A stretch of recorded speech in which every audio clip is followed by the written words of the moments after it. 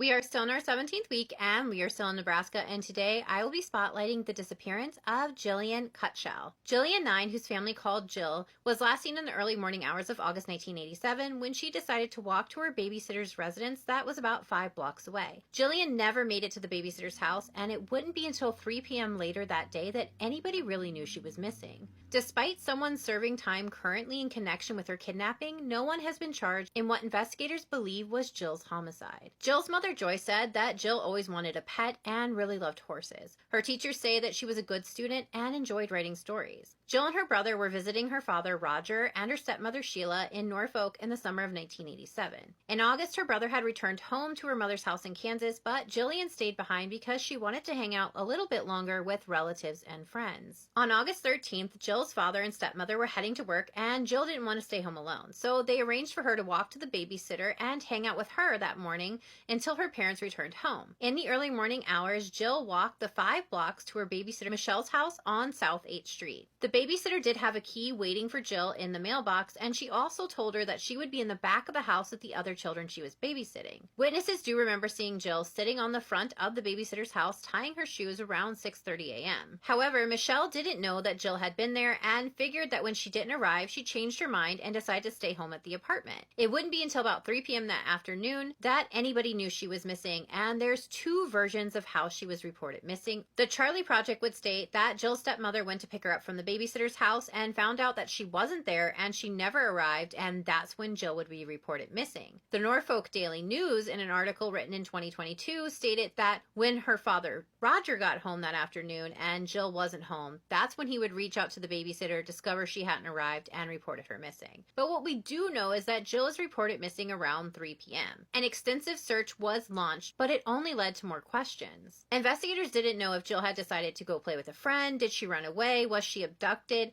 Did she get hurt? There was really no trail or direction to point investigators to beyond her last sighting at 6:30 a.m. It would be 3 months later in November when hunters at the Duckwood Wildlife Refuge between Norfolk and Stanton would discover the purple shirt and jeans Jill was wearing the morning she disappeared. Investigators launched a massive search in the area, but they didn't find any other clues to lead them to Jill. Jill's mother Joyce decided to move back to Norfolk so that she could take charge of the investigation and the direction it was going. Joyce focused on what she could control.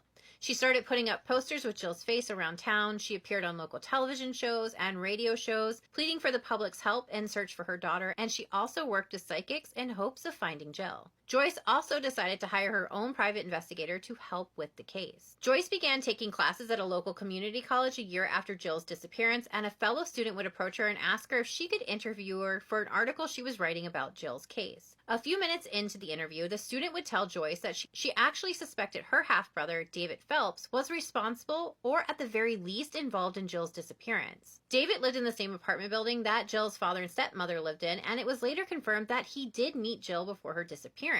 Law enforcement questioned David twice in the spring of 1988. It would be the second interview where David would tell detectives that he had been sexually assaulting children since he was a teen, and he preferred blonde girls between the ages of 4 and 6. He then went on to describe that he had 6 incidents of sexual contact with young girls, and charges were never filed in connection with any of these alleged assaults. He also told investigators that he liked Jill's blue eyes, but she was too old for his liking. In 1989, Joyce's private investigator drove David to the wildlife refuge where Jill's clothes were found. Later that day, David would give a statement to Joyce's private investigator along with a television crew that he and another neighbor, Kermit Bumgardner, who also had a record for sexual assault, were the ones that took Jill to the refuge. David said he was the one who held Jill down while Kermit was the one that assaulted her, and that he became nervous about the situation and ran off, leaving Jill alone in the refuge with Kermit. David said he drove back home after this incident and never saw Jill again. Investigators spoke to Kermit, who said he had nothing to do with Jill's disappearance and to this day has never been charged in her disappearance. When investigators interviewed David again about this statement to the private investigator and the TV crew, he recants his statement. But the private investigator was able to point out that David not only described Jill's clothes, but the undergarment she was wearing correctly, which they felt gave weight to his initial confession. But David said that he was coerced by the private investigator to give that confession. At that point, investigators had to release David without charges because they didn't have enough evidence to hold either David or Kermit. But shortly after that interview, both Kermit and David fled the state. Kermit went to California and David moved to Iowa. Joyce felt like these 2 men had something to do with her daughter's disappearance, and they were likely responsible for what investigators and Joyce were now believing was Jill's murder. Joyce decided that she was going to start a petition to collect signatures to ask a grand jury to determine if there was enough evidence to bring David to trial for involvement in Jill's disappearance. Joyce's petition worked, and the jury determined that there was enough evidence to bring David to trial. And on March 20th, 1991, David was convicted with abduction and intent to commit sexual assault. And in 1991, he was sentenced to life with prison without the possibility of parole. He still denies having anything to do with Jill's disappearance and has appealed his sentence several times, but he still remains in prison today. To this day, no one has been charged with Jill's death. However, she was declared legally dead after David's conviction, and her remains have never been located. Joyce died in Norfolk in 2022 at the age of 68, 35 years after Jill's disappearance. Her case is not solved, and her family still does not have answers, and that's why we need to continue to share Jill's face and case. Those that ended her life that August still need to be held accountable. Please keep sharing Jill's face in her case, particularly so her perpetrators know that she hasn't been forgotten and won't be forgotten,